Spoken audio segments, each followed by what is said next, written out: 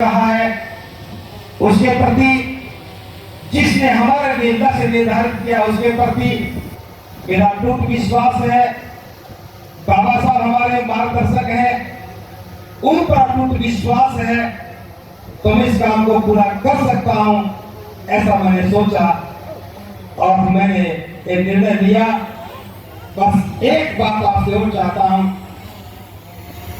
इस काम को करने के लिए मुझे किसी भी सहारे की आवश्यकता नहीं है।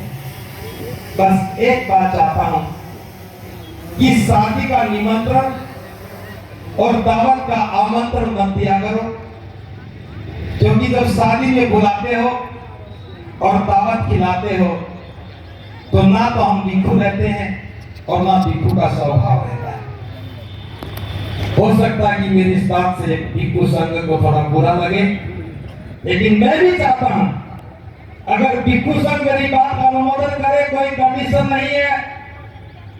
विवाह शादी संस्कार भिक्षुओं से नहीं करवाना चाहिए, तथागत का आदेश है। भिक्षुओं को धर्म के लिए बुलाओ, देशना के लिए बुलाओ, भिक्षु का काम प्रचार का होना चाहिए।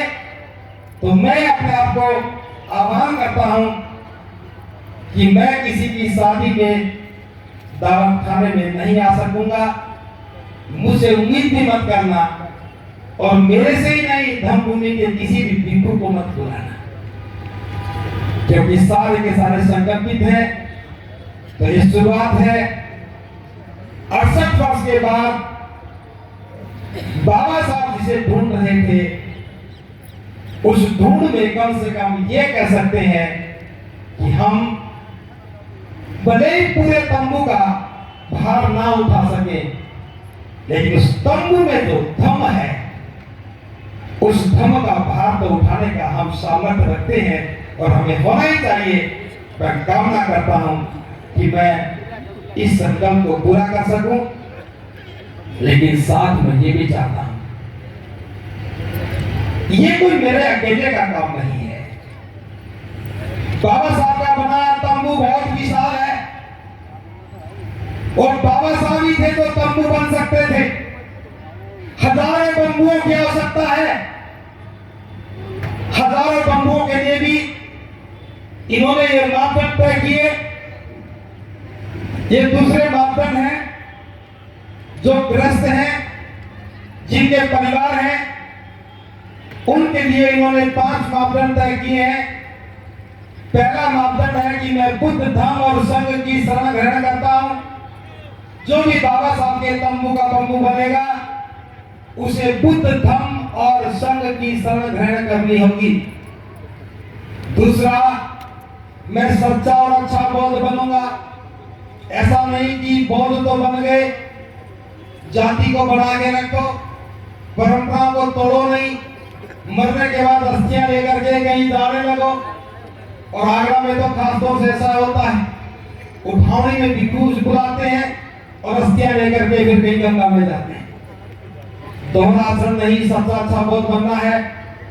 तीसरा है कि मैं धर्म की व्यवस्था निर्माण के लक्ष्य के लिए आजीवन समर्पित रहूंगा।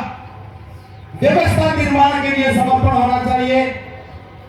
चौथा है कि मैं अपनी आय का 20वां भाग यानी कि 5% धार्मिक व्यवस्था निर्माण के लिए नियमित रूप से दान करूंगा। ये बात भी बाबा साहब ने आगरा में ही कही थी, 18 मार्च को भी कही और 14 अक्टूबर को 56 में भी कही। मैं नेतृत्व के प्रति अटूट विश्वास रखूंगा। जो भी आंदोलन का नेतृत्व कर रहा है उसके प्रति विश्वास भी होना चाहिए। ये 5 ग्रस्त लोगों के लिए है और ये पांचों की पांचों बातें बाबा साहब के 18 मार्च के भाषण में से ली गई है। इसमें कुछ भी उनका अपना नहीं है।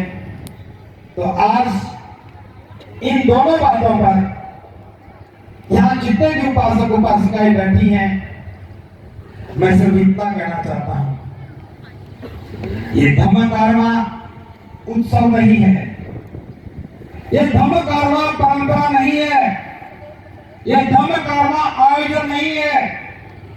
ये बाबा साहब के द्वारा जो लक्ष्य निर्धारित किए थे उनको प्राप्त करने का एक माध्यम है, उस विचार को समझने का एक माध्यम है, उस विचार को जन जन तक पहुंचाने का माध्यम है, क्योंकि पूरे देश की भागीदारी इस धर्म कारवा के रूप में आगरा में होती है। और इस बार मैं बहुत ही प्रसन्नता के साथ ये बात कर रहा हूं, पहली बार आगरा के हजारों नौजवानों को मैं इस कारवा में भागीदार के रूप में देख रहा हूं। पहली बार आगरा का नौजवान अपनी पूरी भागीदारी के साथ आया है। जो लोग पहले से सक्रिय थे, काम कर रहे थे, वो आज भी कर रहे हैं। सब लोगों ने मिलकर के इतना बड़ा आयोजन सफल किया। इस बार मैंने कोई काम नहीं किया, इस बार मैं सबसे आराम से रहा हूं। आगरा की किसी बस्ती में मैं मीटिंग के लिए नहीं गया, मैंने किसी को आमंत्रण भी नहीं दिया।